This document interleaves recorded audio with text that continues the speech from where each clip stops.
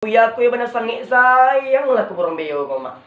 Saking sayang buya ko ke burung beo ko dia jane de buya ko ke burung beo ko menyebut kata la ilaha illallah mak. Hari demi hari, jam demi jam, menit demi menit, minggu demi minggu lah pandai lo burung ko nyebut di pertama dia jane de buya ko nyebut la ilaha illallah. Seminggu sudah tu pandai lo burung tu nyebut la ilaha illallah je. Tempat tempang dia nyebut dia mak. 2 minggu sesudah tu dia jajannya dek buya tu dah menyebut la ilaha illallah. Pandai lu burung tu nyebut la ilaha illallah je. Katiko do dalam badan tiang di bumi adugang melangkah nan dijawab dia burung tu la ilaha illallah je. Ugang menjadi salam ke rumah buya tu assalamualaikum buya, dia jawab dia burung tu la ilaha illallah. Buya tu sebenarnya sayang nak burung tu mak. Adugang tersungkui di muka burung tu la ilaha illallah je mak. Mengucap tu kan kadang cilik burung tu deh. Sangat sayang lah buya aku ke burung tu mak. Suatu hari buya aku ingin makan burung tu mak. Sebelum burung tu memakan makanannya, ini lah kena makan. Mbak masih itu mak. Dia ceritain aku mak. Di buya tu menurun sekak burung tu diam dia lah burung tu. Dia tarik ke tangannya mak. Sebelum buya aku makan burung tu, adalah kucing di belakang buya ko mau ojo. Sebelum buya tu makan burung tu, diam buen di kucing tu dapet kuda burung we. Katiko dapet de kuda burung ko de kucing tu apa ni sebi burung ko akeo ece. Di situ lah mak menangis lah buya tersebut. Tu beberapa hari kemudian ditanya lah dek murid buya tu mak. Dek engkau menangis buya. Gara-gara burung tu engkau menangis. Bukan betu menit. Jadi ambu menangis gara-gara kata la ilaha illallah ko. Selama burung ko idik di bumi, tiu adunan badan tiang dia adunan melangkah, dia adunan membunyinya nyebut la ilaha illallah. Tapi ketikanya dicekok kucing, yang sampai lah keo aja. Itulah. Iya. Seandainya burung tu nyebut kata la ilaha illallah mak. Sedangkan burungnya bisa nyebut kata la ilaha illallah. Apalagi awak. Sebab seandainya kita mati dalam menyebut kata la ilaha illallah tu mak maloncik ke surga kosongnya mak. Amin. La ilaha illallah tu sangat banyak makna dalam terkandung dalam kata la ilaha illallah tu mak. Seandainya Allah dengarkan kabakit kita bersama mak azab dalam kubur nak talok kita mak. Berarti ugang mati ketika nyebut kata la ilaha illallah tu mujue tu mak.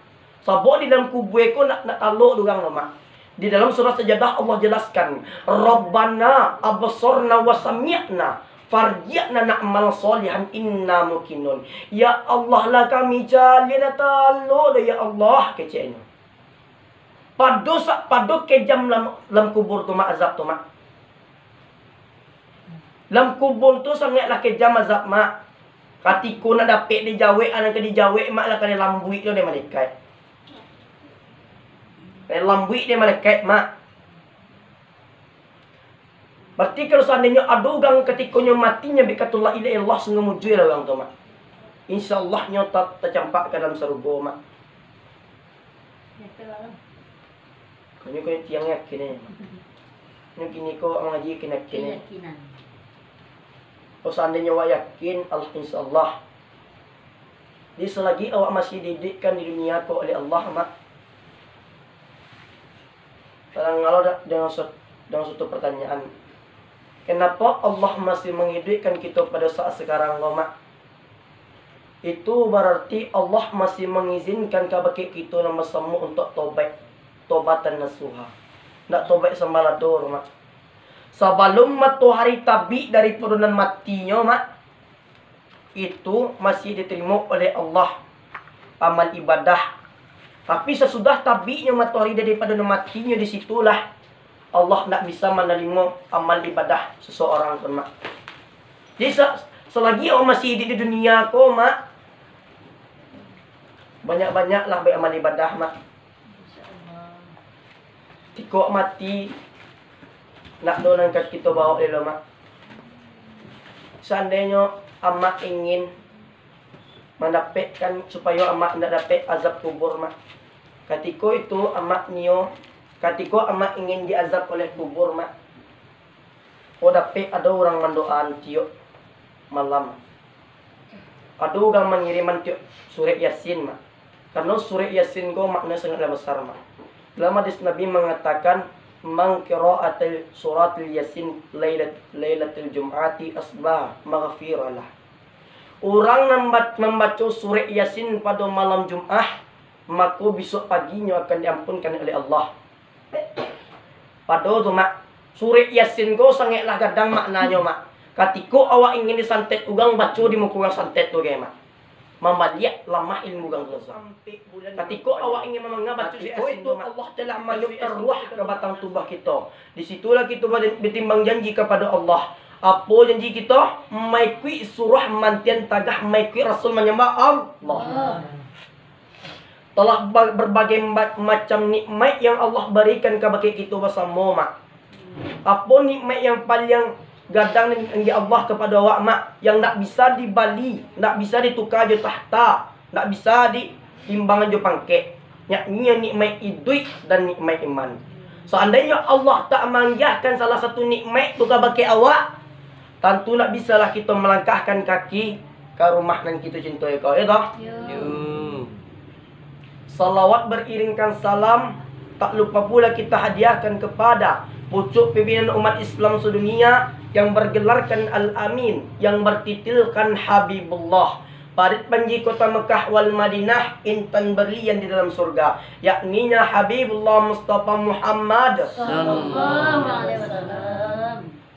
Haruskah kita patuah kepada Rasul mak? Haruskah kita patuah kepada Rasul? Harus. Di dalam kitab tasawuf menjelaskan mayyutiur rasul faqad ata Allah. Orang yang patuah kepada Rasul mengkusungguh patuahnya kepada Allah mak. Di dalam tasawuf Allah menjelaskan pula lau anallaha ta'ala lam yursil ha'i aw la rasulil kiram ma arafan nas halal wal haram wala khairan wala sarran wala nafi'an wala darran wala tayyiban wala qabisan wala khawfu min Allah wala min azabi. Jikalau Allah tak mengutus seorang rasul nan mulia ke atas bumi ko mak, tentu nak mengenal kita bersama yang namanya hak jangan batil, elok jangan buruk, keji jangan mungkar. Tentu nak takut kita dengan azab Allah mak.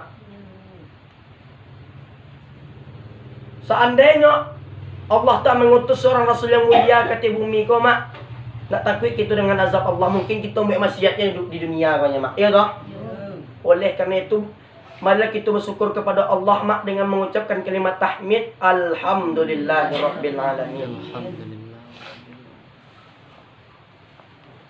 Nabi Muhammad sallallahu alaihi wasallam ia rela bermandian anak panah, bercucuran darah demi menegakkan satu kalimat tauhid yang berbunyi la ilaha illallah, tiada Tuhan selain Allah. Ketika sebelum Nabi diturunkan oleh Allah ke bumi ko, derajat perempuan ko sangatlah rendah mak. Ibarat bola kiri kanan sifat gol. Tu ibaratnya mak. Dicaliak kini zaman kini mak, ugang paling malih mana berselawat kepada Nabi mak. Lebih banyak memilih lagu-lagu yang kini mak. Lagu-lagu viral kini kau. Lagu-lagu viral kini mak.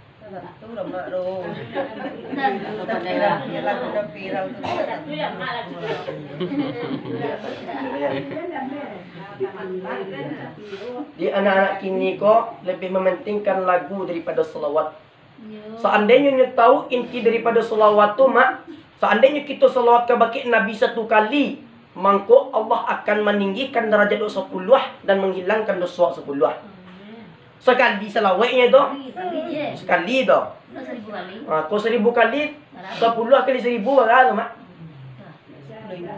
Hilang dosa dengan nek sebagai kadang tu mak. Tergantung dia niatnya. Maknanya kini kau yakin mak, kalau yakin insya-Allah bisa ada jalan. Jadi langsung saja mak, pengarahan kini mengenai tentang kata la ilaha illallah mak. Malaikat Jibril tu ba kau bisa tabalah dari Nabi dia mak. Ba kau bisa tabalah dari Nabi dia. Karena di dalam kata la ilaha illallah tu terkandung makna yang sangat gadang mak. Karena malaikat itu tentunya di dalam kata makna la ilaha illallah tu terkandung makna yang besar.